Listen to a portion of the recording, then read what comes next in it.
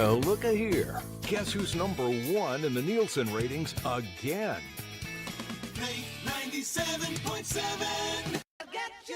All righty, folks, we're back with you. We have got a singer-songwriter from Atlanta, Georgia, founding member of the Grammy-nominated, award-winning, platinum-selling trio Trick Pony, as well as half of 2010 Independent Artist of the Year. Keith Burns, good morning. How are you, brother?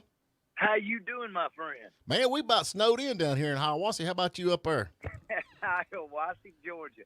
I love it down there. My mom's from Blue Ridge, so I'm very familiar with that whole area. Yeah, it's a little chilly over here. We're down here at my writer's retreat in Alabama. I've got about 3 hours south of Nashville. But, boy, I tell you what, the weather's been so good, I guess it just was we were bound to get a little cold weather. Yeah, Lord, yeah, it's been 70 degrees, but anyway. But you've been busy, man. Golly, bum, man. Every time I turn around and look, you've got to post you're a different city, different state, different place, playing and all that. How's that going? I mean, you know, everybody's – Well, you know, when you're married, you got to make money. Yeah, I know that. High maintenance women, man. No, it just you know what I love perform and play and tour, and I've got a gypsy soul, and I was just born, I guess, with road in my blood.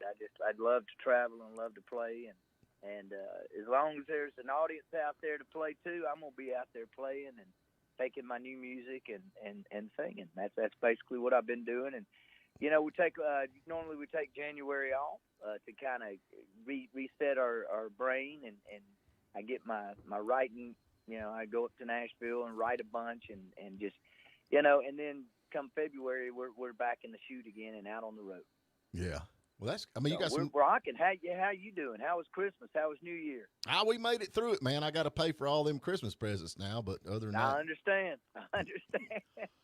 Yeah. 2022 though, here we go. Right. I'm ready. I guarantee you, I'm shut the door on 2021. I guarantee. Yep. But anyway, but now listen. Let me ask you a question. You know, of course, we got that. You actually got in a fight with John Schneider there on that movie. How was that? Well, it didn't end up well for me. You know, it's what happens when you pick a fight with somebody that's about 6'4" and outweighs you about 50, 60 pounds. But no, it was the first movie. Stand on It. I got to knock Cody Carver out the door. Right.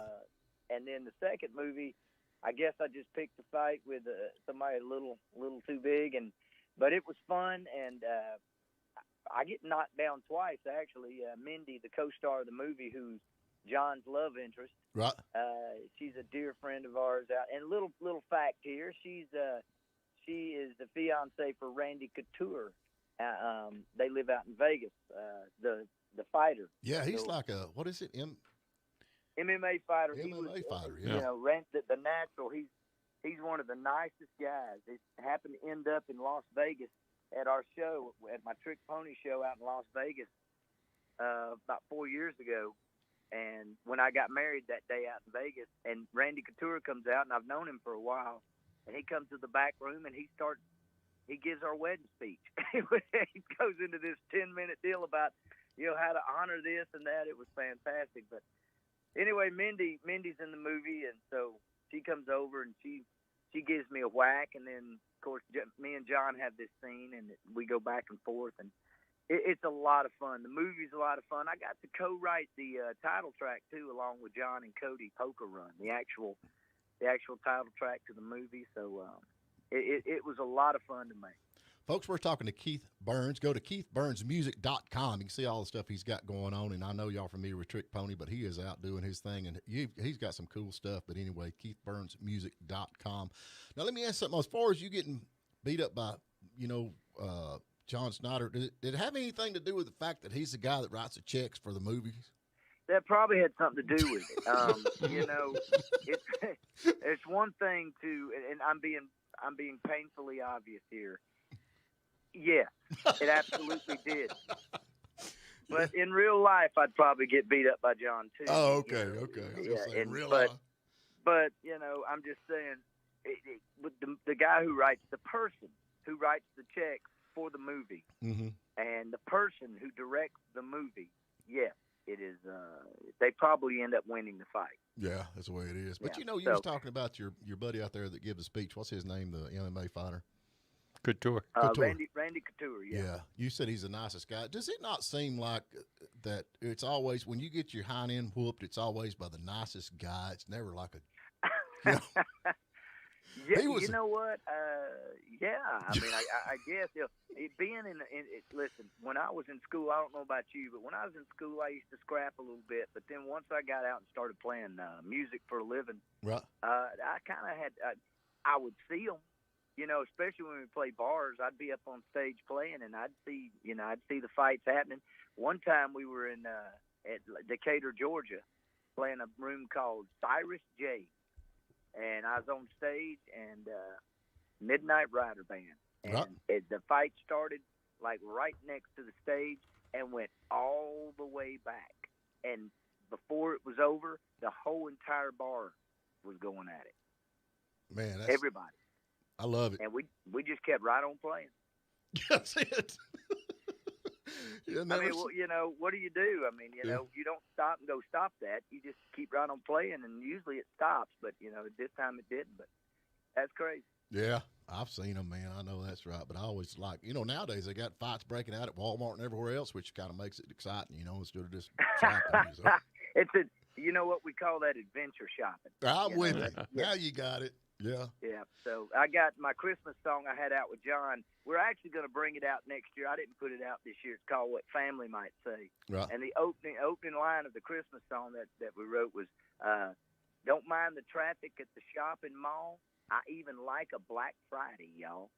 That's the opening line.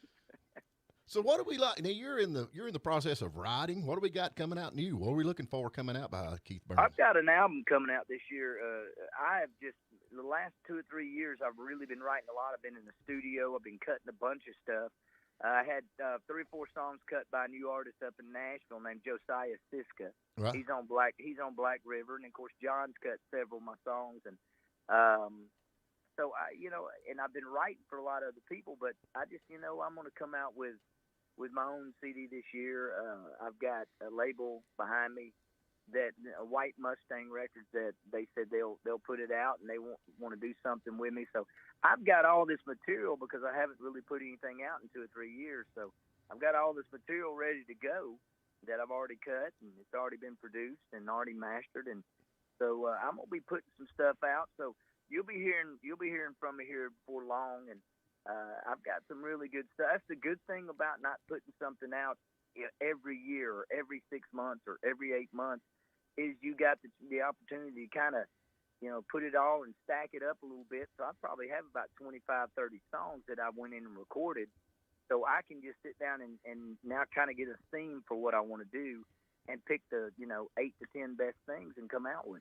Well, that's Hey, Keith, when you write, do you write for somebody? Do you have somebody in mind when you're writing a song?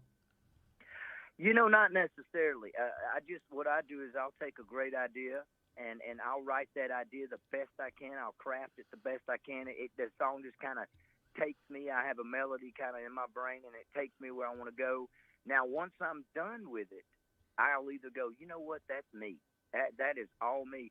Or, you know, once I'm done with the finished product and I live with it for 2 or 3 days before I even go cut it, I will go, man, boy, Jason Aldean sure would do this really good. Or, you know, boy, that sounds like a Tim McGraw song. Or, you know, so yeah, in that respect, yeah. But I don't just start out going, hey, Tim McGraw's looking for songs for his album. Let's write him a song. I'm not going to do that unless it's with the artist himself. You know, if I know Tim's looking or I know Blake's looking, you know, I'll call Tim or call Blake and just go, hey man, y'all want to? Yeah, I hear you looking. Let's write one. You know, for you. So, but no, I don't do that. I used to a long time ago when I first started writing, and it never really worked out for me. It always has worked out better for me. Just write it and and do it that way. You know, it seemed like a lot of the major hits was wrote in like 5 minutes. Yeah. Well, for me, the biggest songs I've ever written were written within an hour. Right. 30, 45 minutes. Just now, that's when people say that. I got to tell you, this is honest. Now, when people say that, and I'll say that, what you do is you write the song, the nucleus, boom, boom, boom. It just fills out in 5-10 minutes. But then you got to sit down. You got to put the O's and the R's in the right spot and all this stuff. That takes a little longer. But yeah. I wrote For Me. I wrote Whole Lot of Gone. Joe Diffie was a top 15 for me. I wrote that. Me and Oliverius wrote that in about an hour. Mm-hmm. For Me was written in 45 minutes Right. with me and Ira and Heidi. So, it's because the idea, and I'll tell you another thing, is when you can remember a song right after you wrote it and you're singing it the next day, you're already singing all the lyrics and you don't have to write them down. That's it. You kind of know you got something there too. So. Keith, And, we're about to run out of time here. I think we're about down to a minute anyway. But go to KeithBurnsMusic.com and keep up with him. And Brian Burns, Bryan Burns Facebook. I go there every day, 4 or 5 times a day. Brian Burns Facebook, BRYAN Facebook. And just let me get a quick thing. I'm gonna be down at the Toy Expo in Panama City Beach, Florida. The 21st, 22nd, 23rd. I'll be down there doing a show promoting Poker Run. Poker Run, one of the best movies of the year with John Snyder, myself, Cody McCarver, Mindy Robinson. My wife even has a part in it. So. All right, man. The music is playing. Don't forget Poker Run. You can do that. Keith, we appreciate you, brother. Hey, thank you so much. God bless y'all. Have a great year and hope to get down there and see y'all. All right, man. You take care. All right, folks. We're out of here. Pat, thanks for filling in for us. You're welcome. All right, man. You take care.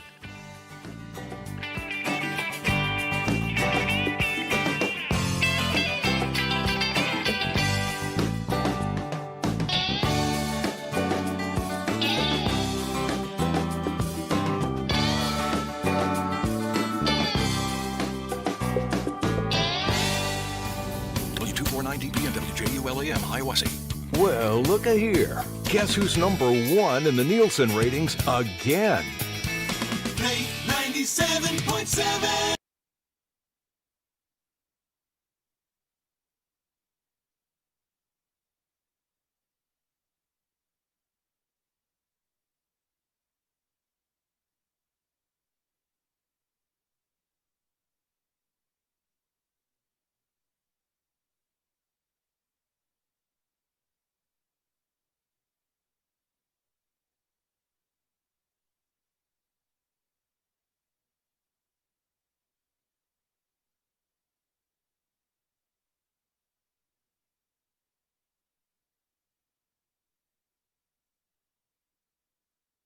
Well, look a here. Guess who's number 1 in the Nielsen ratings again?